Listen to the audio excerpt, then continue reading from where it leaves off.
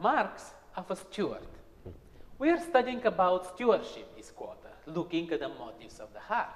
And last week we talked about how being a steward is an identity.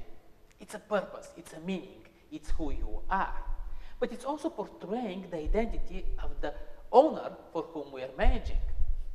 This week we are expanding the theme with some characteristics. The world-famous vehicle brand name Jeep appeared in 1941 as a military 4x4, which became the primary light vehicle with four-wheel drive for the US Army in the Second World War. Today, it still remains one of the few rarest four-wheel drive vehicles with a very solid front and rear axle, and they're famous for their durability, strength, and articulation.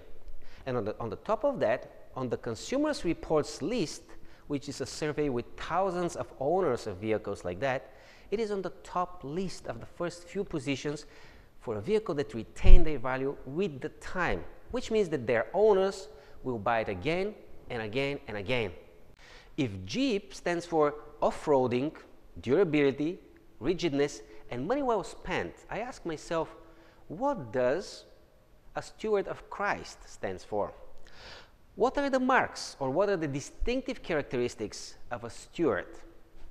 Let's get into this lesson and name some of those characteristics.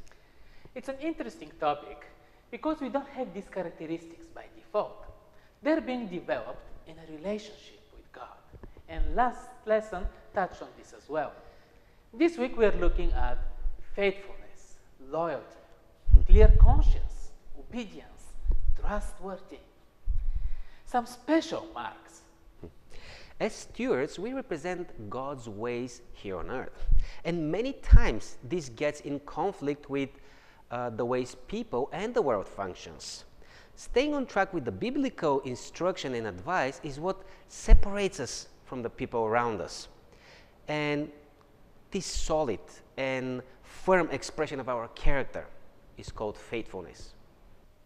Yes, people jiggle between choices in life without any regard of commitment to a principle, and very often they act differently in the same circumstances. And it's very difficult to trust people with this kind of behavior. A Christ follower, although predictable, is known to be faithful and his choice of action.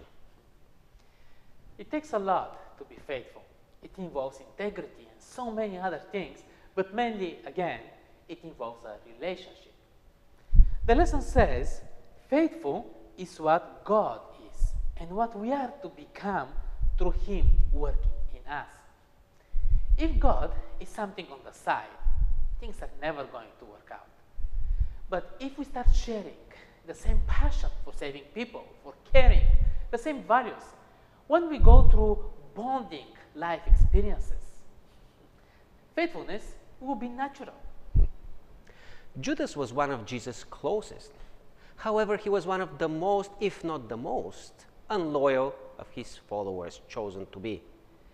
Simply, his choice was for money, or power, or even recognition. Whatever it was, he switched his loyalty to something or somebody else, and he ended up in the company of others, not Jesus. Loyalty is mainly tested in crisis, as well in the minor things in life. Faithfulness and loyalty seems almost the same, but apparently there are some different nuances. I read an article on the web by certain William Grimm where he says, loyalty grows out of the past. Faithfulness reaches back to us out of the future. Loyalty is historical, based on experience. Faithfulness is eschatological, based on promise and hope. It's an interesting perspective. The ultimate image about loyalty for me is Job, and it's used in the lesson. No matter the circumstances of the pressure, the current perceptions, there is this trust, conviction, commitment, loyalty. Next, the lesson lists two more characteristics portrayed as marks of a steward of Christ: clear conscience and obedience. The first one, clear conscience, is powerless without a perfect standard that it can be attached to.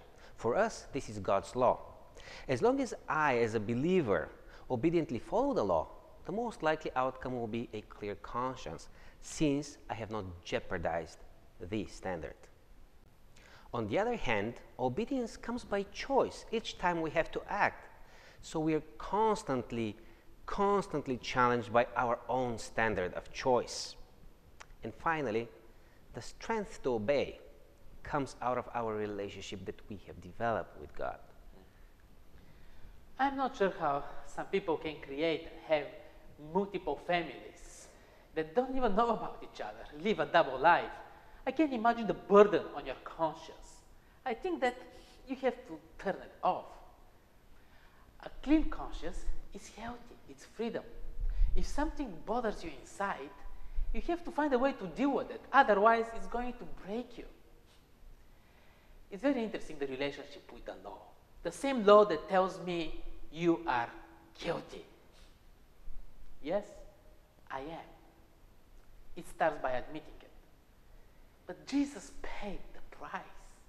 And now we are a team. I am managing for Him. And I am clean because He is. Obedience. Yes, I don't always get it. I may not see it, but I trust Him. So I follow His lead. In the end, we're always on the lookout for a good, trustworthy steward or a trustworthy person. Why? Because it's an expression of a maturity in character and competence that does not grow overnight. It simply means that you will do what you say that you will do, regardless. Being around people like that, it gives us a feeling of safety and confidence, stability, and positive perspective. We're all on a journey to be a good steward. Let's not give up. Trust is huge and scarce commodity today, not to be confused with cryptocurrencies. The author of the lesson says, trustworthiness is the crown jewel of ethics. It puts your moral principles on display in their purest form. This quality in a steward does not appear overnight, but comes over time by being faithful in even the little things. We value people that we can trust, and this trustworthiness is a great testimony about for what God is doing with us. And our study continues next week with the title, Honesty with God.